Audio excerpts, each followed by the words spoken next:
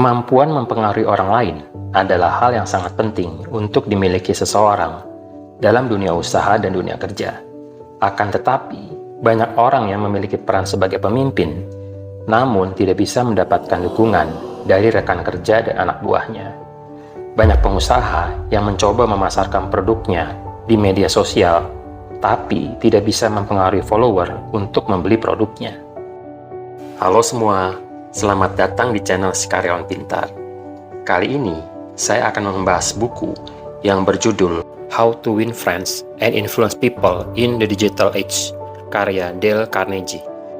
Buku ini membahas mengenai bagaimana cara mempengaruhi orang lain secara efektif di platform digital.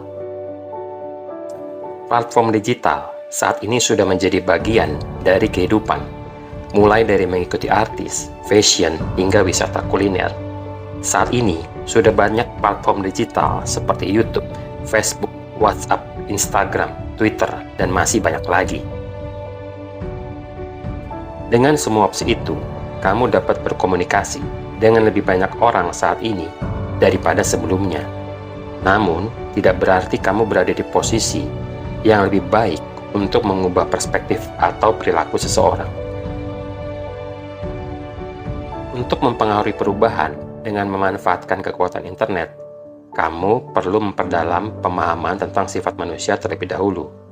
Di video ini akan dibahas bagaimana keterampilan interpersonal klasik ternyata masih berfungsi di era digital. Jadi, yuk ikuti terus video ini sampai habis. Pertama, menyerang orang lain akan merusak pengaruhmu. Setiap manusia dirancang untuk mempertahankan diri. Naluri ini telah membantu manusia untuk bertahan hidup. Jadi, manusia cenderung bersikap defensif ketika merasa diserang. Inilah sebabnya kamu tidak dapat mengubah pendapat seseorang dengan mengkritik mereka. Segera setelah kamu menunjukkan ketidaksetujuan, baik melalui kata-kata atau bahasa tubuh, pihak lain akan segera menutup diri atau membalasnya. Dan ketika itu terjadi, kamu tidak akan pernah bisa membujuk untuk mengubah posisi mereka. Itu berarti kamu akan kehilangan kesempatan untuk mempengaruhi mereka. Hindari 3M, mengutuk, mengkritik, dan mengeluh untuk mempengaruhi seseorang.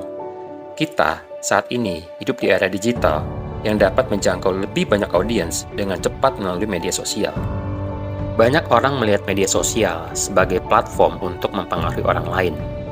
Tapi mereka menggunakannya dengan cara yang salah. Coba lihat perdebatan suatu masalah di kolom komentar sebuah blog atau artikel. Semuanya itu dilakukan semata-mata untuk popularitas.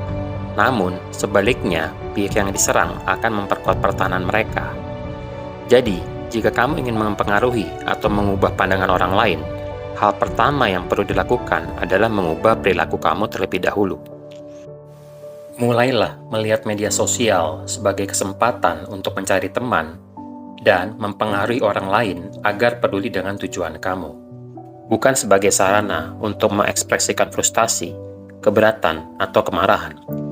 Selanjutnya, belajarlah menahan diri jika kamu menemukan konten yang membuatmu merasa terpicu dan tahan keinginan untuk merespon setidaknya selama 5 menit. Ini akan memberikan kamu waktu untuk menenangkan diri, sehingga kamu dapat kembali ke aturan 3M untuk mengatasi situasi tanpa kemarahan. Kedua, seseorang menjadi loyal karena dihargai. Mengingat nama seseorang membuat mereka merasa dihargai, karena itu menunjukkan bahwa kamu menghargai dan memperhatikan mereka. Hal ini akan membuat hubungan kamu dengan orang lain akan lebih bermakna. Mendengarkan adalah teknik ampuh lainnya yang membuat orang merasa dihargai.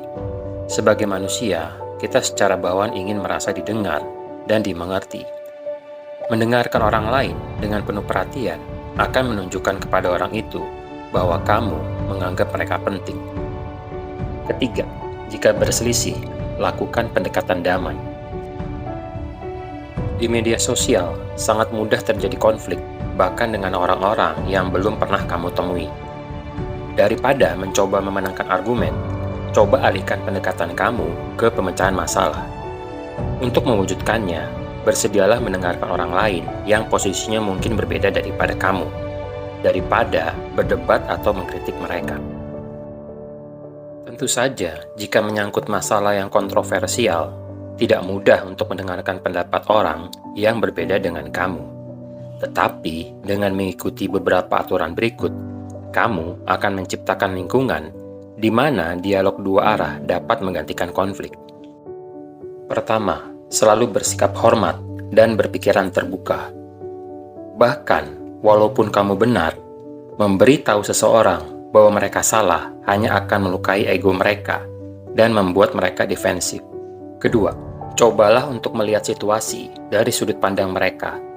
Hal-hal yang mungkin terlihat sangat berbeda dari sudut pandang mereka. Jelajahi kemungkinan bahwa kamu berdua benar, tergantung bagaimana kamu memandang masalah tersebut. Terakhir, lakukan pendekatan rendah hati. Kamu harus mengakui jika kamu berbuat kesalahan. Ini akan memperdalam hubungan antara kamu dan pihak lain, sehingga membuat hasil menjadi lebih positif. Keempat, mengoptimalkan kekuatan ia. Sebelum era digital, orang menemukan minat bersama melalui percakapan, persahabatan, atau hubungan. Namun, media sosial telah mengubah pola itu. Kita tidak perlu bertemu seseorang untuk mengetahui hobi dan kesukaan mereka.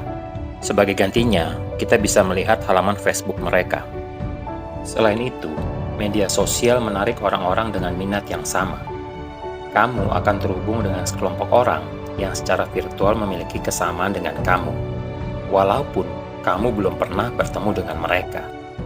You know what I wish? You know what I'm looking for? I'm listening. What do you got? I want less. Waiting. I want less clutter. Just less click. Got that? Loud and clear. I want a whole lot of less. Bingo. I wish it was just faster. Easier. Leaner. Meaner. Safer. Cleaner. Simple. Simple. Simple. Come on, man. I know you can do this. Absolutely. Now we're rolling. Now we're talking. I'm a PC. I'm a PC. In Windows 7. My idea. My idea. Thank you.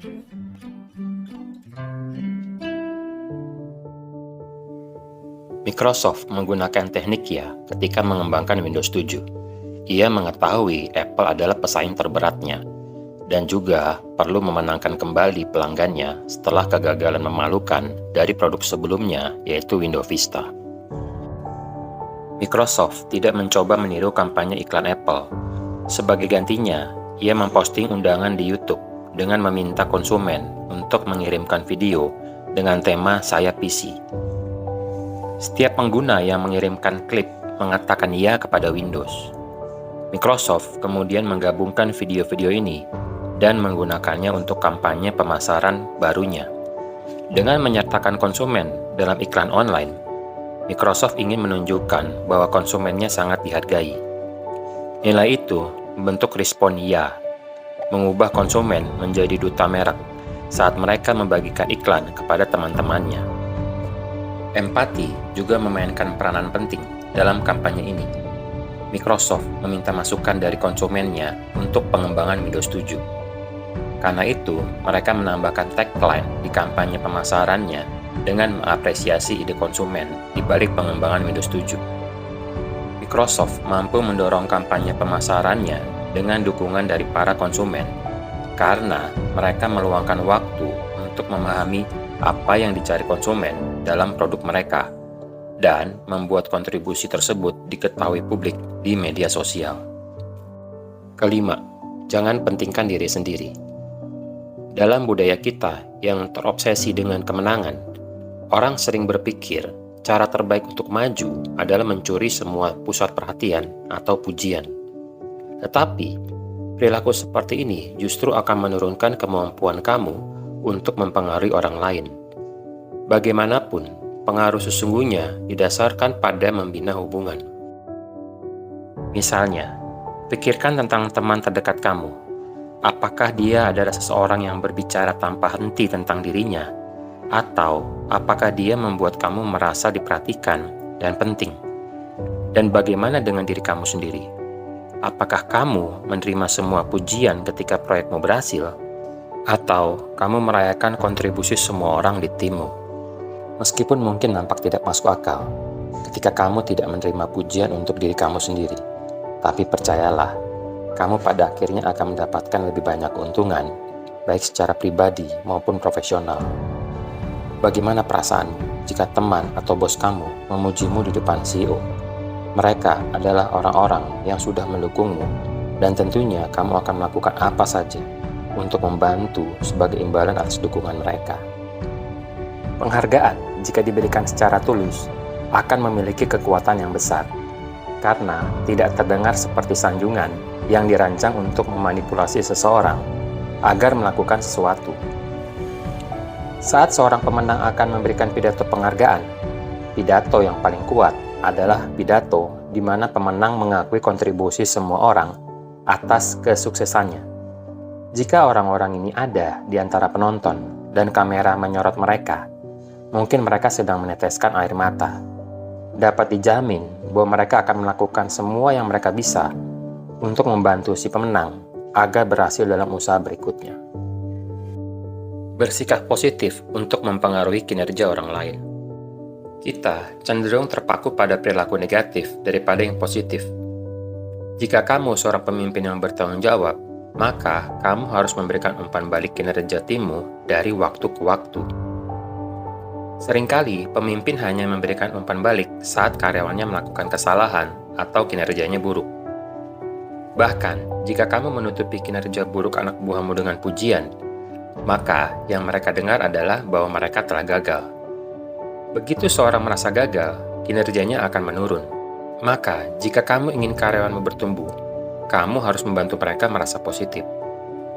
Pelatih bola basket bernama Trent Locher ahli dalam hal ini. Ketika timnya kalah karena gagal melakukan lemparan bebas dalam sebuah pertandingan penting, ia menahan diri untuk tidak meneriaki mereka. Sebaliknya, dia memuji karena berhasil mendapatkan lemparan bebas dengan bermain agresif.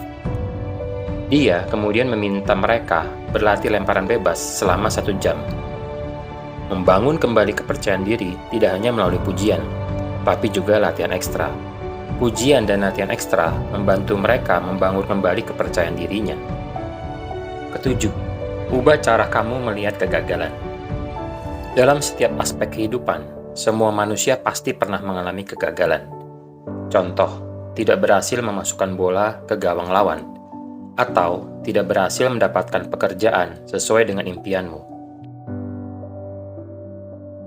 Mengingat kegagalan adalah sesuatu yang bisa dialami oleh siapapun.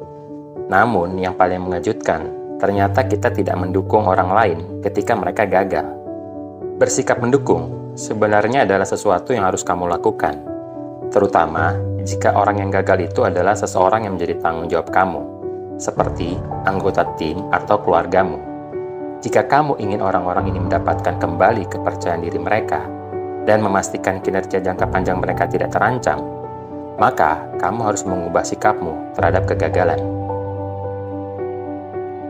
Ketika suatu perusahaan memahami bahwa kesalahan bisa saja terjadi dan merupakan kesempatan untuk belajar, maka karyawan akan merasakan diberdayakan untuk bereksperimen dan berinovasi. Mereka juga merasa lebih nyaman mengakui kegagalan mereka lebih awal, yang berarti kamu sebagai pemimpin akan mendapatkan peringatan lebih awal tentang potensi masalah sebelum masalah itu semakin besar. Kedelapan, merayakan kesuksesan. Ketika seseorang menerima pujian, mereka secara alami melanjutkan perilaku positifnya. Tetapi, jika perilaku positifnya tidak diakui, maka kebanyakan orang cenderung berhenti melakukannya. Jadi, memberikan pujian sangatlah penting untuk mendorong perilaku positif karyawan. Pujian bukan hanya tentang membuat seseorang merasa baik. Jika kamu ingin meningkatkan kinerja timmu melalui pujian, maka kamu harus melakukannya dengan cara yang benar. Pertama, pastikan pujianmu tulus dan spesifik. Ucapan terima kasih jika disampaikan secara umum akan terlihat sebagai basa-basi. Tetapi, jika kamu spesifik menyampaikan bahwa kamu menghargai dia karena secara telah konsisten menyapa pelanggan dengan senyum, ini akan membuat pujianmu nampak tulus dan tidak terkesan basa-basi. Kedua, jangan menunda pujian. Waktu terbaik untuk memberikan pujian adalah segera setelah mereka berperilaku positif atau sukses mencapai target. Ini akan menciptakan hubungan yang kuat antara aktivitas dengan pujian kamu. Jika kamu menunda sampai rapat staf atau tinjauan kinerja akhir tahun, maka pujian kamu tidak akan memiliki efek yang sama. Terakhir, pujilah anggota tim kamu di depan umum untuk menunjukkan kekagumanmu atas prestasi seseorang. Mereka akan merasa sangat dihargai dan menginspirasinya untuk bekerja lebih keras lagi. Media sosial mempermudahmu untuk mendapatkan teman baru. Akan tetapi, kamu harus melakukannya dengan cara yang benar untuk bisa berteman dan mempengaruhi mereka secara efektif. Silahkan komen di kolom komentar pelajaran apa yang kalian dapat dari video ini. Selain itu, komentar juga permasalahan apa lagi yang ingin kamu bahas di channel ini. Jika kamu merasa video ini berguna, jangan lupa untuk like dan subscribe channel Si Karyawan Pintar. Bye-bye.